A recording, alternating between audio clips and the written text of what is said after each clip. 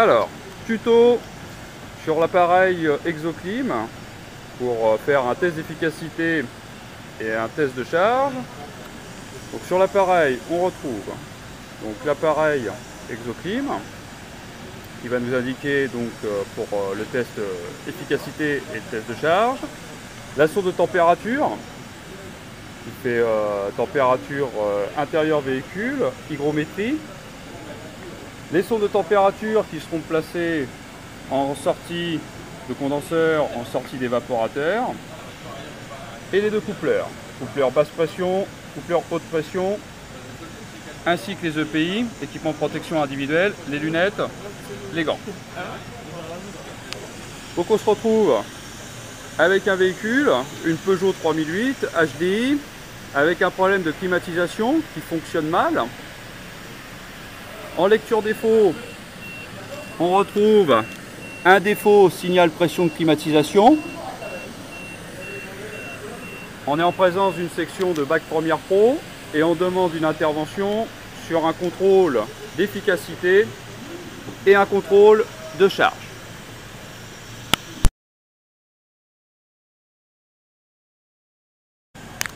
Deuxième tuto, donc sur le contrôle d'efficacité avec l'Exoclim. Donc sur le menu, on se retrouve avec les différentes fonctions, efficacité, charge. Pour accéder à l'efficacité, on est obligé de brancher les deux coupleurs. Les coupleurs donc basse et haute pression.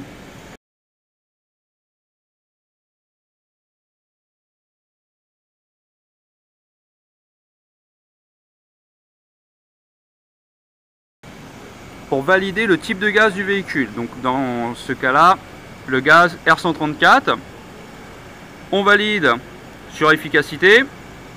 Il nous demande de brancher la sonde THR. La sonde THR que l'on a, c'est la sonde de température et hygrométrie à l'extérieur du véhicule. Vincent va allumer la sonde et la mettre à l'extérieur du véhicule. Donc ici, on peut voir le bouton pour allumer la sonde. La sonde est en fonctionnement, elle clignote et elle est à l'extérieur du véhicule, à l'écart de toute source de chaleur. On valide. On nous indique la température d'air extérieure de l'atelier et le pourcentage d'hygrométrie, 40%. Taux d'humidité de l'atelier. On valide.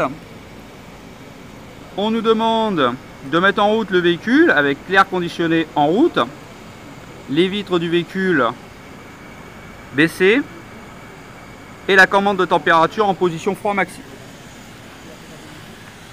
Donc Vincent reprend la sonde de température, s'installe à l'intérieur.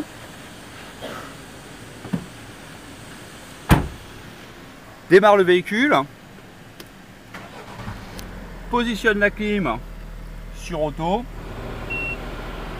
et la sonde de température devant les aérateurs centraux. On visualise sur l'Exoclim la température d'air soufflé par le système d'air conditionné, l'hygrométrie et la température maximale admissible par l'appareil. En dessous, on peut retrouver également un graphe de l'état de fonctionnement du système.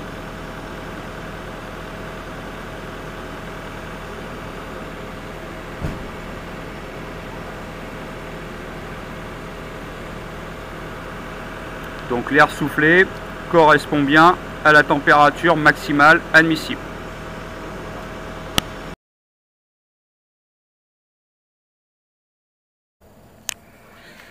Donc troisième tuto sur le contrôle de charge du véhicule. Donc on se retrouve de nouveau sur le menu de l'Exoclim. On va sélectionner contrôle.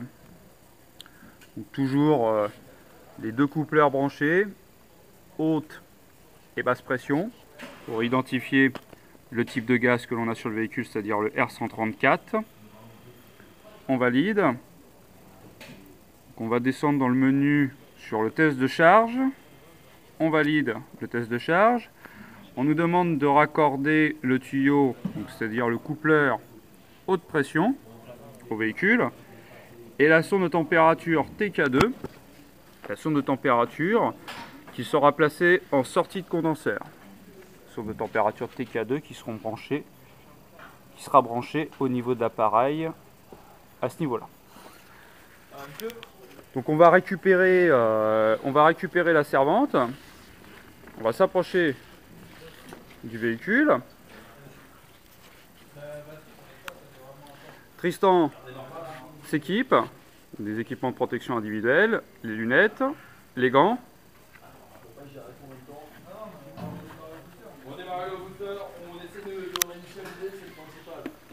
On va brancher le coupleur haute pression au véhicule. On percute le coupleur.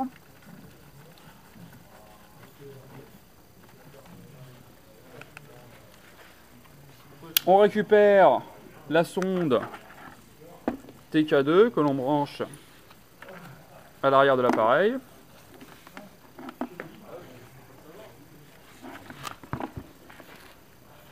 Donc on fait attention parce qu'il y a un sens de montage sur ces sondes. Et la sonde va être branchée en sortie de condenseur. Donc sur le tuyau haute pression en sortie de condenseur. Donc sonde branchée, sonde de température branchée et coupleur haute pression branché. On valide la fonction. On nous demande donc de mettre en route le véhicule. Compresseur fonctionnant depuis 5 à 10 minutes. La commande de température sur froid maxi et les vitres véhicule baissées. Donc Tristan s'installe au véhicule. On démarre le véhicule. On positionne air conditionné, froid maximum.